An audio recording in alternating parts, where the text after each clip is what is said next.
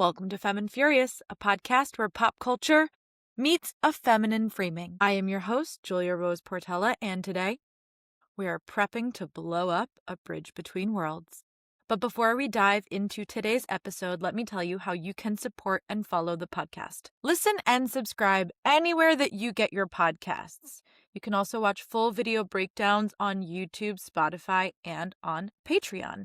Now, YouTube will just have the videos. Substack will also have long-form articles about other things that are pop culture related. So I just wrote an article about Materialists, the movie with Pedro Pascal and Dakota Johnson and Chris Evans, about what that movie has to say about modern dating. I also just wrote a piece about the movie adaptation of People We Meet on Vacation and how it is a good rom-com but a bad book adaptation. I am doing an article later this week on the Song of Achilles, if you've read that book. So there's just a little bit more going on the Substack about long-form explorations of things that I'm watching or reading that don't make it onto the podcast. So if pop culture truly is your thing and you want more things like that, then go on over to Substack. The podcast and full transcripts are also available over there. On Patreon, there is full video breakdowns. There's transcripts on there as well, but you'll have a little bit more of the community-focused stuff that won't be over on Substack. So right now on the free tier, you'll have all of the podcasts, some other free content that I'll put out every once in a while, and then every week on Sunday or Monday morning, I will be doing the Fast Five, which is a weekly content roundup. It'll be going into the books that I read, the audiobooks, movies, what I'm watching, what went viral this week that we were all like goo goo gaga over. So that's happening over there. You can also join the Two Femme, Two Furious community on Patreon, which is a paid tier. It's not free, but it will get you Femme and Furious fully loaded bonus episodes, which happen once a month. It will get you Sunday Brunch, which is a virtual monthly hangout, Tea Time, which is our community chat, the Suffragette Award, which will give you voting privileges on content that comes out, 15% off merch and live events, and so much more.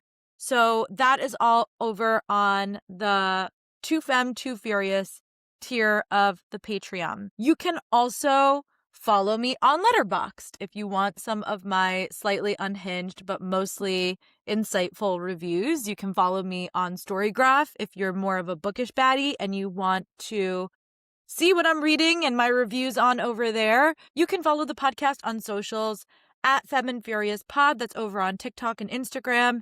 Of course, if you have any thoughts, feelings, opinions, send them over to femmeandfuriouspod@gmail.com. And last but not least, you can join the monthly newsletter Lipstick and Lore. All right, let's take a chic peek at episode 7.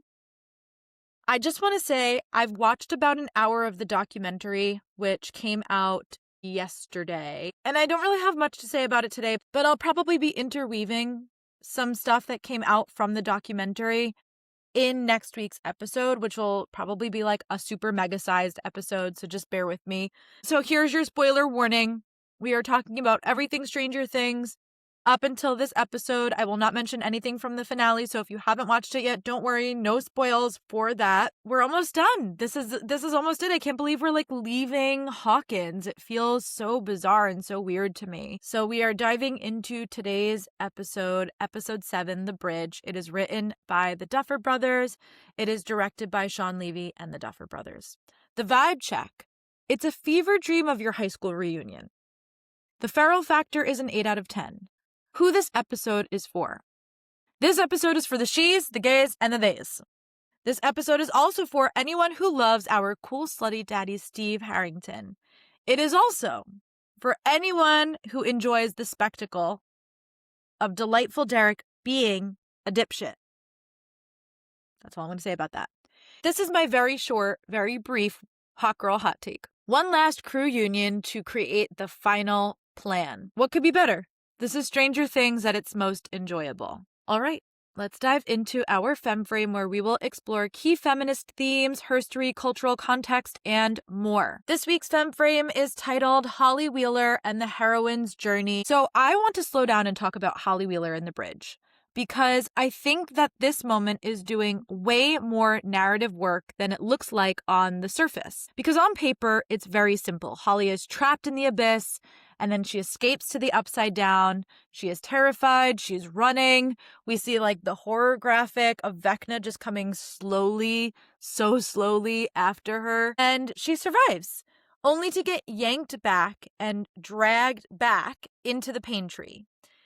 Now, thematically, this is a textbook descent moment. And if you're familiar with the heroine's journey, you can feel the myth humming underneath the surface of this scene. And yes, that is a real narrative framework. I am specifically pulling from Maureen Murdoch's work on the heroine's journey, which she developed in response to Joseph Campbell's hero's journey. Campbell's model is all about the outward conquest. Murdoch reframes this journey as inward and psychological and integrative, especially for female characters. So I'll link some of her essays on this, but the key idea is that the heroine doesn't just slay the dragon. She has to enter into the dark and then come back changed. And that's exactly what Holly does here. It really starts at the end of episode 6, The Escape from Camazotz. The faith that it takes to go through her portal and not know where she will truly end up, she just has Max's word for where she will end up, is the beginning of this journey. But her waking up alone is the true awakening, the beginning of this narrative. She's waking up in the dark and coming back changed. We already know that Holly has expressed deep regret over freezing when she feels that she should have taken action. This happened both with her mom and the Demogorgons, and then again with Max and Vecna. And we know that Holly beats herself up over this because this is the thing that really Vecna gets to hold over her, is that she's afraid or she's fearful. In the bridge, Holly is not rescued. She doesn't have anyone else with her. It's the first time that we see her without Max. And even though I feel a little twisted about Max leaving her, which we'll talk about later, this idea of Holly being alone and conquering this alone feels right for Holly's character in her arc. She has no crutch. She has no one to hide behind. And the camera stays with her through this part of her journey. Like, we see her literally breaking out of the cocoon, like the goopy cocoon. We see her sticking her arm through, right? And we see her eyes open. We see her panic when she realizes where she is, who's around her, and what's happening. And the episode frames her alone in sort of like this hostile liminal space. And that's important because in myth, descent is never communal. Of course, she's not truly alone because Vecna is there and the other kids are there, but she is the only kid that is awake and aware, and she is the only one on her team since we know that Vecna plans to harm her. So she truly is alone in this like running away descent into the upside down. And in this case, the descent is going into the upside down, but then it would also be coming back into the abyss, right? So if you look at ancient mythology, especially descents tied to feminine figures, the underworld, in this case, the upside down, isn't just a scary place. It's a symbolic place. Inanna loses her garments at each gate. Persephone loses time and innocence and certainty. Psyche loses safety. The descent strips you down to your core before transformation can actually happen. And we know what needs to transform for Holly. Her fear and standing up for herself and advocating for herself when she feels that she's in danger, the people around her are in danger. Scholars consistently frame these stories as metaphors for psychological rupture and rebirth, and that's what's happening again for Holly here. So when Holly is literally diving headfirst into the rift, into the upside down, this isn't just her escape plan. This is a threshold crossing that metaphorically leads Holly to the true embodiment of the concept of Holly the heroic. It is her being brave enough to go into another space instead of just staying frozen and letting Vecna capture her when she sees that Vecna's coming after her. And this is where Murdoch's heroine journey really clicks into place for her, because one of the central stages that she identifies is the descent into the dark feminine, which sounds mystical, but really it just means confronting your fear or your powerlessness, and to do these things directly instead of bypassing over them. This is where the heroine endures, and for Holly, this does hold true, because for a brief moment, we think that she is actually going to escape. Now, Holly actually does lose in this moment, and that is a part of the hero or the heroine's journey as well, because she's snatched up by Vecna, which honestly saves her from going splat in the Upside Down. Imagine how traumatic that would have been for Nancy, that you go all this way into the Upside Down and then your sister just free falls from the abyss and dies. So she's snatched up by Vecna. She's returned back into the pain tree. But it doesn't matter, because she has transformed simply by trying. And we see this transformation internally for her immediately upon her waking up in the Mind Palace, in the Creel House, and trying to convince the other kids that the Mind Palace is not real, that the kids need to escape, that Henry is dangerous. And when all of the kids turn their back on her and essentially peer pressure her into staying and start fighting with her, she stands up and fights back. She doesn't freeze. She doesn't just let them get away with it. She pushes against what she would have done before, which is freeze and not know what to do and be afraid in that moment. And there's even a physical representation of the breaking of the chain of the concept that Holly the heroic has had on her and who she embodies, which is just these two people are one person. They're not separate. So the necklace ends up getting broken in this moment where she's fighting back. But to me, that's also the merging of these two people. It doesn't need to be something separate that sits on her neck. It is just who she is at this moment. It's who she becomes by going through the threshold, by trying to escape Vecna. Psychologically, this maps cleanly onto Carl Jung's concept of shadow, which Murdoch draws from heavily in her work. The shadow is a part of the psyche where fear, trauma, and unintegrated emotion live. So entering into the shadow isn't about victory, it is about recognition. And this is a theme that we see not just with Holly, but also with Will in this episode in relation to Vecna. Holly's scene is framed almost entirely through terror and instinct, which tells us that this moment of her fleeing Vecna isn't about intellect or planning, which we know that Holly is quite good at. It's actually about Holly just learning intuitively, innately, that she's brave enough to persist. And here's why that matters so much heading into the finale. Up until now, Holly has existed as mostly a symbolic type of innocence. She's something to be protected by Max. She's something that is at risk to the other teens or adults around her. But once a character descends and survives, which she does in a way, she's still in the pain tree, but she has survived this journey, right? She has not died. Vecna has not killed her. So when a character descends in these myths and survives, they're no longer just symbolic, they're initiated. And in mythic terms, Holly has just crossed from uninitiated child to a witness of her fullest potential. She has seen her fears and she has conquered them. That means that walking into this finale, she's not just someone the story is happening to. She's someone who carries knowledge. Even if the show has never had her articulated out loud, narratively she has been marked. So Murdoch tells us about how after the descent, the heroine moves on to integration. The heroine doesn't become harder or colder. She becomes more whole. And that is crucial because Stranger Things has always been about the emotional truth as much as the supernatural stakes. So Holly's moment in the bridge where she tries and fails to escape Vecna and then tries and fails to escape from the Mind Palace is not just filler storyline to get her from A to B. It is not just a spectacle to keep the story going. It is the story's narrative saying that this character has crossed a line in their arc And when we are heading into the finale that is going to be obsessed with bridges and wormholes and thresholds and who can make it across, right? Who will make it across this threshold?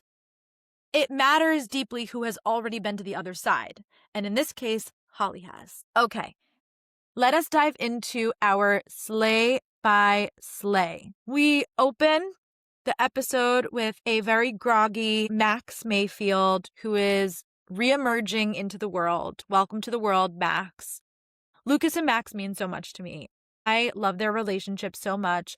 I feel so fortunate that these two people have made their way back to each other. Their story has meant so much to me in the larger overarching mythology that is Stranger Things, and I find it so touching every time they have these scenes together. So Max says to Lucas, "I saw you waiting for me playing my song." And Lucas says, "Are you bored of it yet?" And she shakes her head no. And she says, "Are you?" And he shakes his head yes. And this is just their individual response to what has just happened, like via Kate Bush, right? For Max, this song has been hopeful. It has been the thing that has consistently pulled her out of a dark space from season 3, right? From the end of season 3. So even though we didn't get Kate Bush then, we know that this thing with Billy happened at the end of season 3. So going into season 4, like the first time that we even see Max Mayfield, we hear her listening to this song. And this has been the song that has kept her sane. It has brought her back from Vecna's curse multiple times. And it is the thing that has led her to Lucas again and again. And so when she hears Kate Bush, she thinks about how loved and cherished she is by this person that she cares about so deeply. And when Lucas hears it, he thinks about how this song has been woven into a narrative of the person that he loves most being taken from him again and again, and the threat to her life and what that means. So I just love the "Are you bored of it yet?" And she's like, "No," because the song means so much to her and will mean so much to her for the rest of her life. Kind of like how Lucas said last season, where she, asked kind of the same question. She says, "Who's your favorite artist?" And he says, "Kate Bush. She saved your life," or something along those lines, right? So, we know that for Lucas, he obviously holds the song and Kate Bush in reverence, but I think he's like, let Kate rest, we are out of this. And I think he's ready to be done with it because this has been connected to such a deep trauma for him, watching Max die and then watching her in this coma for, almost 2 years. Now, the internet has gone a little crazy over Stranger Things in the last couple of weeks. I'm not sure if you know this, but one thing that I love that the internet points out is that the last time that Max saw Jim, he was dead. The last time that Max was alive, Jim was dead. So the fact that he's just like, "Hey kid, how's it going?" And she's not like, "You're alive. What happened?" is just very funny to me. So then it cuts to Holly, who wakes up in the abyss. Ew. Every time that I see anything connected to this like goopy, like having to stick my hand through the vaginal birth canal and like break the hymen open. That's maybe not the right word, but like the birthing sac. Like, I don't know. It's a literal rebirth. Like, that's how it feels. Like she's coming through this like vaginal canal. This has happened multiple times for characters over the course of the story, but it's just like, it doesn't get any less gross. It's been 5 seasons, 10 years. It's still disgusting. I hate everything related to this. I hate the fact that they have this like viney suction cup down their throat. It's like so gross. It's disgusting. I can't handle it. She throws up the mind flayer particles. I'm confused as to why this did not happen for Will when they unhooked Will from this, but okay.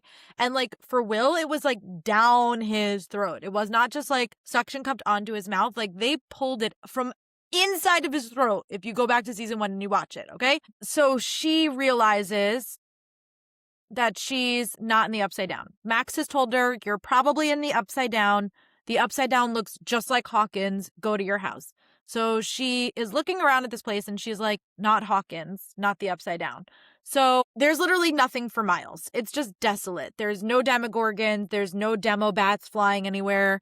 There's no demo dogs. There's like literally nothing but this pain tree and like canyon-esque rock structures. So I don't really like that. I don't really like that there's nothing else there. It feels a little weird to me, considering how much has happened in the Upside Down over the course of these years. But that's not for us to judge right in this moment. Holly then finds a portal to the Upside Down and she crawls through it. Now, I'm not going to lie. If I was Holly, I would not have gone headfirst. I don't know why it was her initial reaction to go headfirst into this little crack portal. I would have gone feet first. Like, it's like diving into a pool that you can't see the other side of. I'm not diving headfirst into a pool because what if it's shallow and I hit my head? I'm going feet first. I don't know. Am I wrong? Okay. You could tell me if I'm wrong. FemmeandFuriousPod@gmail.com. I would have personally I just would have gone feet first. I would have used my little feet to break it. I would not with my hands want to touch another single goopy thing in my life. If I was these kids, I would be having texture issues for the rest of forever. And not enough showers could ever scold the feeling of this goopy, stringy, viney mess that I've touched. Just nothing could ever get rid of it. That would be the most traumatic piece of this to me. I also thought the second that this happened, that she goes through, I was like, oh, she's just going to be infinitely traveling through a time loop. Why did I think this? Because that is what Mr. Clark's demonstration basically said. It said there's a time loop on one side. So I thought that she was going to just keep falling straight through these like tears in space and like just consistently be free falling. And that they were going to have to figure out how to get her to stop. I was pretty quickly proven wrong about that, but that's what I thought was going to happen. It then cuts to Will, who is talking to Joyce, and Will is struggling with his feelings around Vecna. And he feels violated. And this whole conversation with him and Joyce just really reminded me of how someone struggles with coping with sexual abuse. None of what happened is your fault. That is what Joyce says to Will. And I think that this is important because this also feels like something in relation to a response to somebody that had been sexually assaulted, right? And I know that he was not sexually assaulted, but he was violated. You know, having somebody enter your mind this way is a violation, which is why across different stories, we see that people with mind powers are often the most feared because it feels like a violation. You know, there is usually some question of ethics around this. And we get this even a little bit later with Callie and Elle, when Callie takes something that she learned from being in Elle's mind with her and throws it against her and uses it against her. And that's a breach of confidentiality in a way, you know, or trust that Elle has given her. So this is like something really interesting with these people with mind powers. And it's not just in the show. This is like true across any sort of story that has somebody with mind powers, is the fear of the ethics and the morality of that thing. And so I think that this like idea that he feels violated in the way that somebody who has been physically or sexually assaulted feels violated. And we're witnessing him trying to cope and grapple with this thing, essentially like a form of, you know, survivor's guilt, but surviving this like psychological warfare in a way. And I just love that, you know, in the end, he says to Joyce, you're wrong, Mom, it's my fault. And how he continues to take that on and blame himself for this thing that is happening in the world around them, even though it's really not his fault. And that he's being preyed upon by this person, and how that has actually impacted him, and how he is coping with that thing. So Will says a little bit earlier in this scene, every night I jacked into the hive mind and took control of the vines, using them to tunnel, infecting our world with the Upside Down. So many died because of me. And if I could do all of that, what could he do with 12 more like me? So we don't know necessarily why he needs 12 kids per se, but at least last week I was like, them telling us that he built the tunnels is like old news. Who cares? But I suppose the purpose of telling us that he was the one that built the tunnels was to provide some sort of clarity about why Vecna needs children in the first place, which is because they are malleable and because he can use them as sort of mental landscapers for what he's trying to cultivate. So, when you're thinking about building a tunnel underneath the Hawkins, one kid is enough, but when you're thinking about creating a whole new world or merging worlds together, I suppose that you would need more malleable minds and more, little landscapers, so to speak. So I'm going to kind of jump to the part where they are ripping the metal plate up so that they can enter into the Upside Down. So I just love, all of the stuff from season 1 that gets to come back, where in season 1 they mentioned Cornwallis. I don't know if Cornwallis is Mirkwood or if it was just like an intersection with, the intersection of Mirkwood and Cornwallis. We know that Mirkwood's not a real road. It's a road that they talk about where Will went missing. That is from The Hobbit or Lord of the Rings. I just love that they ask Mike, like, where's the nearest rift to you? And he's like, I think it's off Cornwallis. Like, the fact that this is just how we are navigating this world is like through these rifts and where they are and what that means for this town is also really interesting. So they open up the gate, right? As many people on the internet have claimed, this is Mike's first time in the Upside Down. So I really hate that there's no emotional beat at all. Like, not even a holy shit from him, which I think would have been funny and apropos and at least acknowledging that this is his first time in this place. So it feels, a little odd that there's no moment about this at all. So Mike and Nancy then finally converge because Nancy's been in the Upside Down. Mike finally gets there. They are talking about how Holly was free falling from the sky and then got sucked back up by Vecna. So we know that the crew now knows what happens via Nancy, which we then see as she's describing this, Vecna sort of like floating Holly back into the pain tree. I will say this, in season 4, they clearly knew that the Upside Down and the Abyss were two different places. And looking back on that, I can see that they knew where at least this part of the story was going, because when we see Elle pushing Henry through the gate, Henry is sort of like free falling, similar to how Holly was free falling. Now, it's not filmed the same way, so it's a little visually deceptive because we're assuming that he's falling into the Upside Down, but actually what he's doing is he's falling between the worlds. He lands in the Abyss, and we know that he lands in the Abyss because the color palettes are different. He's walking through this world with the Demogorgon, and it does have that sort of yellow vibe to it when we are looking at that flashback in season 4. So I like that they knew that these were going to be two different places and what the Upside Down was, but the Upside Down to me is so much more interesting as a place than the Abyss is. Nothing is happening here. Nothing. Like, we just saw that it's the Pain Tree and Vecna, but there's no anything. There's no Demogorgons. There's no Demobats. There's nothing else there, despite the fact that the Mind Flayer and all these other creatures and monsters were native to this space. And it's a sort of like the Upside Down is sort of like a merging, right, between these two things. It's Hawkins proper reversed, like Hawkins Upside Down, and also the Abyss, like all mixed in there. It's sort of the pot all stirred up. A snow globe kind of shaken up. The Upside Down to me is more interesting. There is nothing literally going on in the Abyss. There's not even like creepy vines. There's none of the floating snowflakes. Like, even the color palette is a little bit more inviting. It's warm. It's yellow. It's got like an orangey color.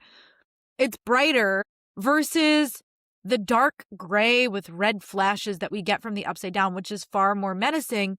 And especially because of the way that Henry talks about this new world that he wants to create, or like, I went to a world where there was no monsters and no darkness. Like, visually, they're actually like aligning with Henry, which feels very weird because Henry is our villain. Vecna's our villain. Like, having Vecna say, I went to a place with no monsters and no darkness, and then having that place be the upside down, and the upside down being a place that is physically, literally dark, visually dark, ominous, has monsters, right? Has these like creepy vines going all throughout it. Feels more like a visual juxtaposition to how he perceives the world, which is far more interesting, both visually and narratively, than like what is happening, which is like there's a world with no monsters and no darkness. And then we literally see a world with no monsters. Fine, maybe they live there, but like there was just 6 demogorgons like 3 episodes ago. There was like hundreds of bats in the upside down going against Eddie and Steve last season. There was hundreds of demo dogs, hundreds. Like we saw hundreds of those demo dogs attacking in the hospital and at the gate when Elle is trying to close the mother gate. So I'm confused why visually and narratively, when Henry is our villain, says that I entered a world with no monsters and no darkness, and then we see no monsters and like this bright sort of space that doesn't look as creepy as the upside down. Like I kind of buy into Henry's vision at this point. It just does not visually or narratively make sense in my opinion. But anyway, that's just one girl's opinion, and this girl has a microphone. Then it cuts back to Max, okay? Max feels guilty that she left Holly, and it feels right that she should feel guilty over this. I feel guilty that she left Holly. It also feels right that not everything is so easy. It feels right that Max gets to make it out of this. She was such a victim of Vecna in season 4. She's been stuck in this sort of liminal space of Henry's mind for the majority of season 5, more than half of the season. She's been in this, like literally up until this episode. She's been in his mind. She spends 2 episodes awake, the whole season. So I think it is important that there is a win for Max when there's been so much loss since the end of season 3 for her. But I also feel like it's right that not everything is so easy, and that Holly doesn't get that either, and that it's not so easy to just get Holly out of the situation, and that's what we're still attempting to fight for. And I think that's important. So I understand that they're setting Max up to be a little bit more useful in the finale. And by her being awake and having this intimate knowledge of, Vecna's mind palace, she becomes a key role in defeating him ultimately. And I think that that's also important since she was so tormented by him. This is personal for her. And it's been personal for everybody for different reasons. And I think it's just a nice, very subtle way of reminding us of what the stakes are for Max going into this finale, because he has personally tormented her. He has taken her worst fears about her mom, about Billy, about Lucas, and tormented her with them all of season 4, and then has consistently pursued her to the point of her fearing leaving this cave and trying to get out again because she's afraid of him. She can pretend that she's not, but he has been tormenting her. And the second that she's able to confront him a little bit earlier in the season, she runs until she finds the safety of the cave. And every time that they come up against anything, especially even last episode, we see it again, her response is like, we sit here and we wait for Elle or somebody to come save us in this cave where it's safe from that man. So it does feel right to me that there's some personal stakes for Max and that she's going to be critical in helping to defeat Vecna, because I feel like that is important, and it sets us up to remember, just how much he's personally tortured her mentally. I think that's important. Dustin then tells the group that the vines, the demogorgons, everything from the upside down is native to the abyss. And again, I just want to say, if that's true, then why does nothing in the abyss look like this? I don't understand. I don't understand that choice. Holly is then brought back to the Mind Palace, and Vecna/Henry is talking to all of the kids and trying to explain what has just happened, in a way that is favorable to him, and feeling defeated. Maybe the black thing has won. And the kids start rallying around, and especially Mary and Debbie, who are supposed to be Holly's best friends, are literally the worst friends ever. First and foremost, they tell the entire class that Holly has a crush on Josh, which is really shitty best friend behavior. And then Derek is like, maybe we should just go home, question mark, question mark. And I think that this is so great, to show how much fear he is experiencing from Vecna, that he just wants to go home and be with his parents and be with his family. And of course, all of the kids rally around. They completely dismiss Derek. They're like, of course we can't go home. We need to save the world. We could be heroes, right? And they all start chanting, back to the light, back to the light. And this reminded me of all of the Flayed singing We'll Meet Again in season 3. I think that's one of the scenes in Stranger Things that is like the most chilling to me. There's a lot of very like memorable scenes, but when I think about something that like just creeps me out every single time I watch it, it is that scene. All of them just in like a sort of militaristic line in the basement with Billy, just singing, we'll meet again, da da da da da da, whatever that song is, like a 50s song. It's so creepy. I hate when I like hate, but slash love. Like I say hate, but it's like reverse psychology on myself. I hate slash love when anybody takes a 50 song and makes it sort of haunting, which they also do with Dream a Little Dream of Me. Last season, there are some 50 songs in this season, but it's not quite haunting or chilling. And this is just like an echo of that. All of the kids kind of like standing around flayed. They're mind flayed right now because we know that they have the mind flayer particles in them. And we know that because Holly just threw them up. Okay. So they all start chanting back to the light. And I just found this creepy as hell. We then have the whole crew all around cultivating a plan. This is Stranger Things at its finest. I always love in every season, and it happens in the penultimate episode usually, where all of these different crews end up coming together. It doesn't really happen in season 1 the same way that it does in season 2 onward, but the party is split in season 1 and they come back together. In season 2, it happens, when they're all at the Wheeler house and then Elle sort of unlocks the door and comes in and like the party's finally all back together. It happens in season 3 because we know that the whole party is working on something when Dustin has to sing the never ending story to Susie. It happens in season 4 when they converge multiple times in order to discuss plans and get a plan going. So this is like when Stranger Things is at its finest, that these groups of people who are relying on walkie-talkies interdimensionally, right? Like, I don't know if you get cell service there or like walkie service there, radio frequency service, but they're reliant on these technologies that make it so difficult for them to communicate or stay in touch. And so like when we get these moments where all of them can converge and sort of put all of their knowledge and brains and skills on the table, that is when Stranger Things is the most fun. And it does it really well every season. So they come up with their plan. And then we cut back to the Mind Palace.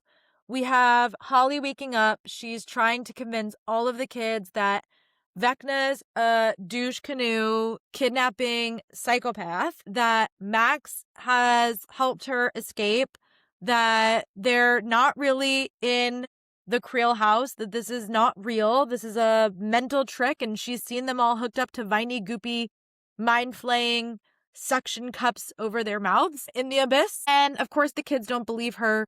She then clocks Derek. She's like, Derek, back me up here. And I just want to say, like, Holly, you left Derek high and dry. You were just like, take this compass that you don't even know how to read and make your way to this cave and you'll at least be safe, but no one's coming to save you there. I don't know. I just find this like very funny. She's like, Derek, and Derek's like, nah, bitch, I got by Vecna. He already got into my head. He's already playing psychological tricks on me. He's like, you're wrong, Holly. So he doesn't have her back. And then Holly does what Holly does best, which is begging for people to believe her. Please, please believe me.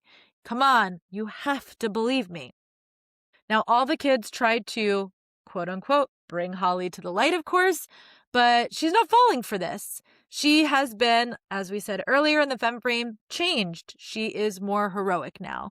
So she ends up using the boombox to deck Mary in the face to try and run away. I find it insane that Mary gets right back up. But hey, who knows what's possible in the Mind Palace? I don't know if they can actually get hurt, even though we see her with like a little cut later. I'm like, she really smacked her across the face with a whole boombox. Like, I feel like Mary should be knocked out cold, but that's just me. Okay. Anyway, all of the kids then gang up on Holly. They push Holly down. They choke her with the Holly heroic necklace.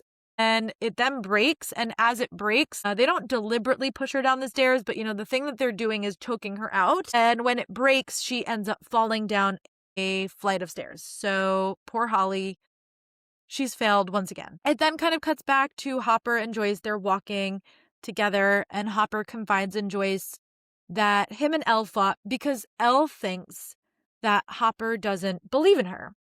And Joyce, without even skipping a beat, is like, well, of course you believe in her. Of course you do. And then she asks if he told Elle that. And he responds to that question.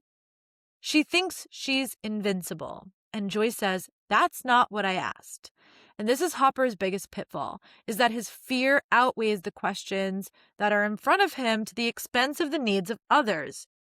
He goes on to then tell Joyce that if anything happens, he's going to kill Callie, which I think is so extreme and so weird and antithetical to like what made him likable in seasons 1 and 2. And then he goes on to say that if anything happens to Elle, he's going to pull her out of the tank. He doesn't care.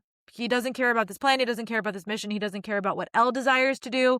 He's pulling her out because he can't lose her. And so this is setting us up for some tension at the lab a little bit later on. To be honest, I kind of feel like Hopper and Elle should just be separated. I know he's her father figure, but I just feel like he's not emotionally able to separate enough, and he should just have to go with another group, and like Joyce should be the one to stay with her and help her through. I know that's not where the story is going to go, but it's not what it's setting us up for as far as like the arc between Elle and Hopper. But at this point, I just don't like Hopper. I think his character was so admirable in seasons 1 and 2, was comedic and interesting and nuanced in season 3. The best that we got out of him in season 4 was talking about the Vietnam War. And then like just flat in season 5. It just feels like they really haven't known what to do with him since he's become a parent. I don't know. Maybe that's just me. Maybe I'm being too harsh, but like, I just really, really loved him. He was such a special character to me in season 1 and 2, even in season 3. And, this moment between him and Elle in season 3 where he writes her the letter and leave the door open 3 inches. And, everything about that letter and her response to that letter is like the last time that I've felt something from his character that felt profound and interesting. And I don't know, I just really did not enjoy him at all this season. In fact, every time he speaks, he annoys me in season 5. So that is men for me. That is why I am a feminist podcast and I don't focus on toxic masculinity, which Hopper is the embodiment of. Back to you, Rockin' Robin. So Max then tells Will about the cave memory, okay? Underneath all of those scars, he's still human. A psychopath with a serious god complex, but human. I guess we're all scared of something, right? So I love this because, number one, it's setting up sort of 2 things. It's giving Will the information that he needs in order to defeat Vecna going into the finale. Underneath that, he's still human and he's scared of something. So it's arming Will with the knowledge and the information that he needs, but it's also getting Will to think about like, hey, this is the thing that he's holding over all of us is our fear, and gets Will thinking about, whatever it is that Vecna has showed him that leads us to Will's eventual coming out, which we'll talk about shortly. We then get Steve admitting to Dustin that what he said about Eddie wasn't okay. He admits that he knows that Eddie saved their lives, how hard this loss has been on Dustin. And then he says specifically, but instead of just being there for you, well, I got angry about it. I guess I got angry because things were different, because I really missed you. I missed my best friend. And I think this speech, and especially by Steve, is the backbone of what this show is all about. This is a coming of age story. It's a supernatural story. It's maybe even considered a horror story. But at the center of this story is the trials and tribulations of coming of age. What it means when a new friend comes into the friend group, which happens in season 1 when Elle comes in and Lucas responds very badly to this, right? And it happens again in season 2 when Max comes in and Mike responds really badly to this. And then we have, sort of the trials and tribulations of friendship in season 3, where Lucas and Mike are girl crazy and in this sort of girl crazy phase, and the sort of loss of innocence that Will ends up going through when Mike says to him, "I'm sorry you don't like girls. What did you think we were just going to sit in my basement and play D&D for forever?" And Will's response to that was like, "Yeah, I guess I did." And how he ends up tearing down Castle Byers in the wake of that fight with Mike. And then we have, season 4 and the tension between Mike and Will and Mike and Elle, because these two people have moved away, and what that's meant for Mike and Will's friendship as two very best friends, and what it's meant for Mike and Elle, who have this young love that you think is impenetrable. And of course, there's other things going on for Mike there, but just like the trials and tribulations of what it is to grow up, and Nancy dating Steve, and then Nancy realizing that she wants to date Jonathan, and then realizing in this season she doesn't want to date anybody. And, the trials and tribulations of what it is to be gay and not have any friends to confide in, and then finding yourself with the most unlikely companion, Steve the Hare Harrington, that you want to confess your queerness to and come out to, and, what it is to grow up, and what it is to be a kid, and what it is to have your innocence, and what it is to be Erica, who, thinks her brother's a nerd, but then ends up the biggest nerd of them all, right? So like, it's so important that we get this conversation, because this is the most human thing, and this is the backbone of the show. I got angry about it. I got angry that things were different. And things have been different for these characters each and every season. But for the first time that Steve and Dustin have connected, there was a little bit of turbulence, between the two of them in season 4 because of Eddie, and Dustin pointing out, like, "You're just jealous because I have a new older male friend that I talk to," right? But really experiencing the depth of that here, because things are just so different, because Dustin's fear of losing Steve is actually so grand. The pre-grief of the idea that his friend could die because he knows that his friend is the one to make the sacrifice play, because he's watched him do it again and again since season 2 for him over and over again, is the backbone of this show. And I just thought this was such a beautiful moment.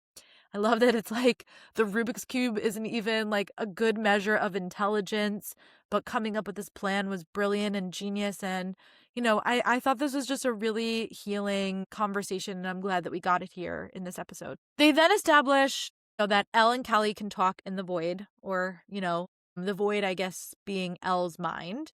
And they discuss the potential for alternate plans. So Callie throws out the idea of at least one waterfall, and she throws this idea in her face, and she says, "That's a fantasy." So we know that she's been sort of ruffling around in her mind and taking, Elle's hopes and Elle's ideas and turning these plans in on themselves. Callie basically says it's not enough to just blow up the lab. It's not enough to kill Dr. K. They need to die so that this cycle does not happen anymore. And the way that she emotionally drives the nail into the coffin here is that saying that even if Elle wanted to escape, and that her and Mike did go somewhere with one waterfall, that the way that they found her friends, Callie's friends, and killed them, which we saw Callie display through her visions earlier in the season, she says that they're going to kill Mike just like that. And I don't think that there is a better emotional bargaining chip for Elle than Mike. And we've seen this in season 2. Elle comes out from the upside down at the end of the events of season 1, and she immediately goes to Mike's house, and she sees that by being in touch with Mike that she would be putting him in danger, and so she goes and lives in the woods by herself until Hopper takes her in. She is very, very motivated by her protection of Mike. And so Callie, who has just ruffled around and taken this fantasy, knows this, has done essentially what Vecna has done, and takes her biggest fear that, like, if you run away with Mike, they will find you and they will kill you, right? And not just kill you, they will use you, but they will kill Mike, and that you'll have to live with that. And I think that that is what drives Elle, to make this pact with her, essentially like a suicide pact, where Callie suggests that they stay on the bridge and they die in the upside down. That when the bomb goes off, they do not leave, they just stay. She claims it's the only way, which I hate, and it feels so gross because Hopper is the same way. It's very much one path, one way. Brenner is the same way. There's one mind, there's one way. And it's only Mike and the party that ever show Elle alternative paths, that there is maybe multiple ways to think about something. And so she's leaning into this idea that Callie is exploring, but I just hate it. I think that there's, of course, more than one way, but it's really setting us up for, be the one to make the sacrifice move in the finale. So we get to the real emotional pulse of the episode, which is Will's coming out scene. On the plus side, it feels right and important that this happens for Will's character arc. On the pitfall, it feels very overcrowded in how many people are hearing this conversation. I know that Noah took this very seriously, and I know having this here is important to a lot of people. I also know it was very disappointing to a lot of people because it did not lead to some big Byler love declaration.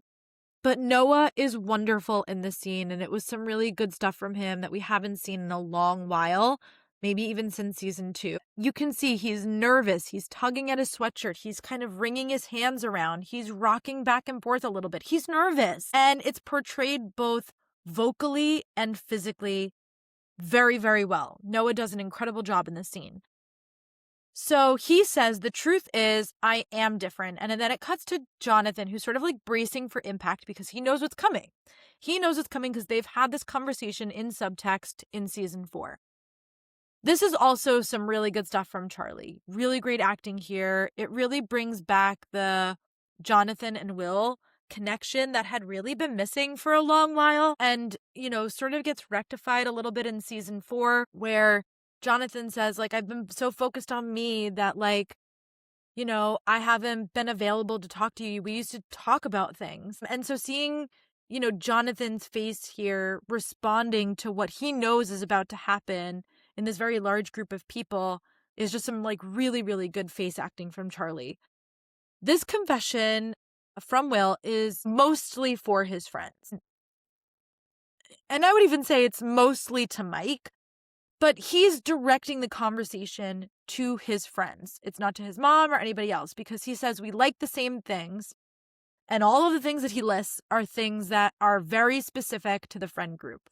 We like going to Melvald's to get malted milkshakes. We like getting lost in the video store. We love getting lost in the woods. We love Lucky Charms and NASA and popcorn with Milk Duds and extra butter, which when he said that, I was like, yes. Yes, we do love that. He says a lot of things and he makes a lot of points, but all of the things that he says are like sort of very tied into like childhood or superficial things. They're things that are not necessarily true to like everybody in the room, but they are true to this like party or this group of friends. So the coming out is really directed towards his friends, towards Lucas, Dustin, and Mike. He then says, we like all of the same things, except I don't like girls. And then it cuts to a reaction shot from Mike, Dustin, and Lucas. So Mike is somewhat surprised. Like we see sort of like his eyebrows go up a little bit. Dustin sort of cocks his head like pretty deeply to the side. And then you just see like Lucas's face completely softens as he like takes in what he has just said. And then we get a shot of Joyce and Jonathan, who Jonathan has a very soft smile on his face. He's so proud of his brother for doing this thing. And then it cuts to Robin, who is nodding and encouraging him. She's so proud of him as, as his gay guru.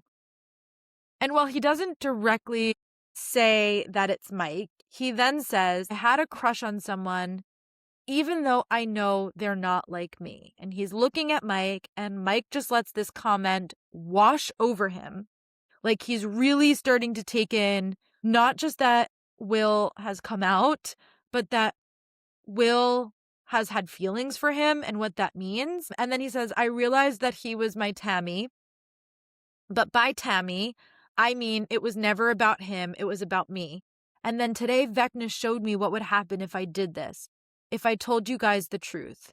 He showed me a future, and in this future, some of you are just worried for me, worried that things will be harder for me, and it makes me feel like something's wrong with me, so I push you away, and for the rest of us, we just drift apart more and more until I'm alone.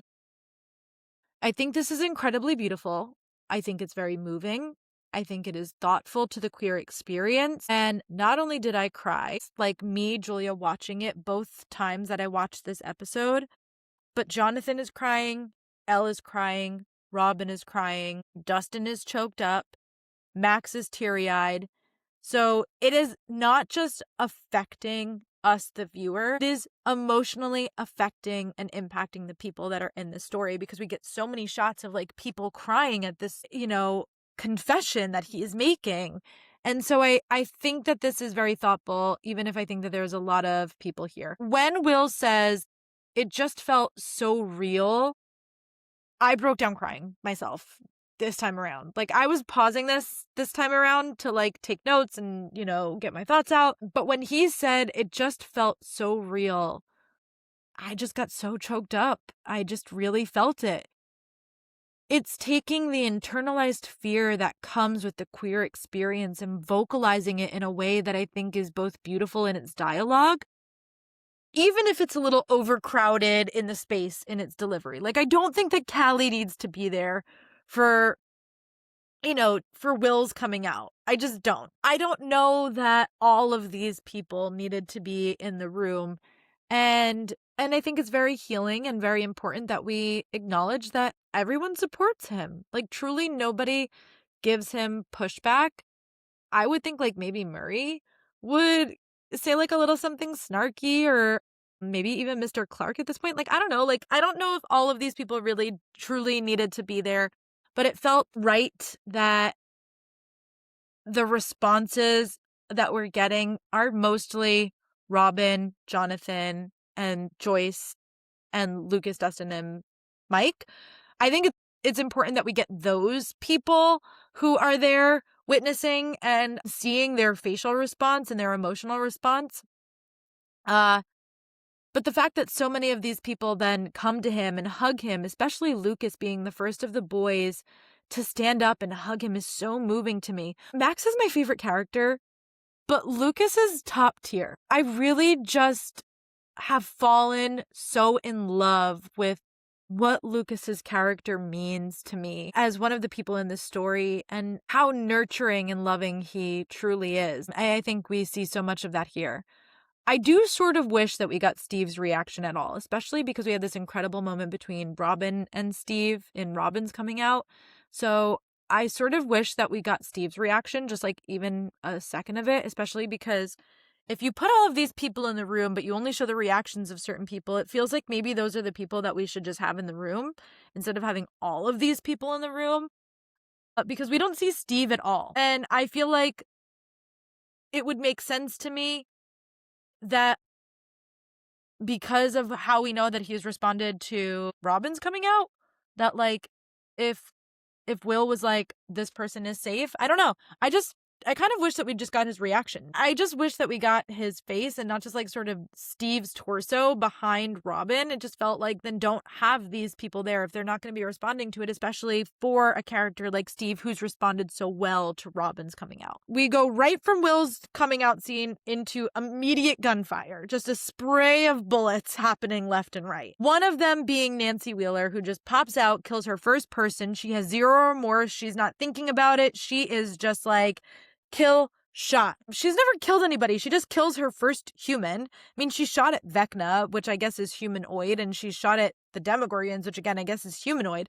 But she's never shot a person, I do not think, in this show. Kills her first person, thinks about it zero. She is just peppering the ground with bullets. Of course, none of them hit Dr. K, which would just be so convenient, right? So Elle and Callie then nod at each other, and we know that they're on the same page. We've sworn and spit this suicide pact. And then we get Vecna lighting all of the candles. There's like a ritualistic nature to what is happening here. All of the kids are around the table like a fucking seance. Vecna, of course, says his catchphrase, which is, "It's time," because it's always fucking time when Vecna's around. The clock is always ticking.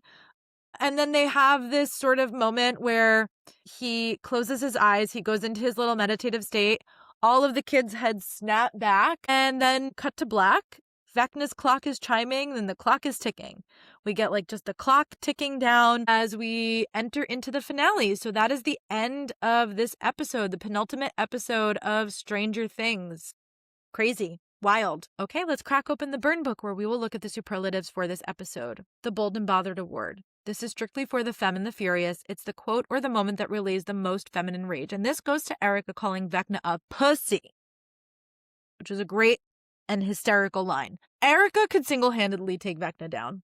And I think that's why she doesn't have that big of a role this season. Because honestly, I kind of feel like Vecna versus Erica is more interesting than Vecna versus Elle. It'd be a verbal spat, and Erica would win. The Shiro Award. This award goes to the baddie who is the most inspiring or the moment that is the most empowering. Now, shout out in this episode to our resident gay, Will Byers, for coming out. That is our Shiro Award. The Femme Fatale Award for the most smash the patriarchy moment of the episode, and it goes to Robin saying that they're not saving the world to the butthole surfers. Speak Your Truth Trophy, the best quote or line. This is also a Robin line, and it is, "Steve hears that all the time and goes in anyway, don't you, Steve?" And this is to Dustin saying, "It won't fit." Honorary heartthrob, because I'm just a girl, okay, and I want to talk about the most wound-worthy moments, and I have to say it is Steve Harrington in a backwards cap, for fuck's sake. He is so hot. With the bandana around his neck, I'm feral for the look. It's a 12 out of 10. Retro Glow, the best 80s nostalgia. Of course, this is the Slinky. Duh, the metal Slinky. Because by the time we get to the 90s, they're like mostly plastic, okay? Then the metal Slinky is just chef's kiss. It really brings back sensory feelings. Boombox Bliss. This is the best needle drop in the episode, and we only have 3 tracks in this episode. We start the episode with Kate Bush, then shortly after we go right into Moby's When It's Cold I Like to Die, which we've heard this multiple times as a musical motif across seasons from season 1. But of course, we have the Butthole Surfers with Human Cannonball. So I'm just giving all 3 an honorable mention. But I feel like I've said Kate Bush every episode, and there's just not many things to choose from. I'm sorry. There's not many songs in this season, which is so strange because the music has been such a phenomenal part of Stranger Things across seasons. And that's it. That's this week's episode of Femme Furious. Thank you so much for listening. If you like this episode, of course, share it on your social media, write a review, send it to your friends, all that good stuff. I will be back on Friday. I have an interview with a wonderful woman named Holly. She has a podcast called Ramblings from the Little Shed. We talk about her upcoming book, which is coming out in February on Valentine's Day. And I will be doing a top 10 countdown of animal companions before that, because the book is about animals. So we're talking a lot about animals on Friday. So if you love an emotional support animal, you are going to love this Friday's episode. And until then, go have some popcorn with Milk Duds and extra butter.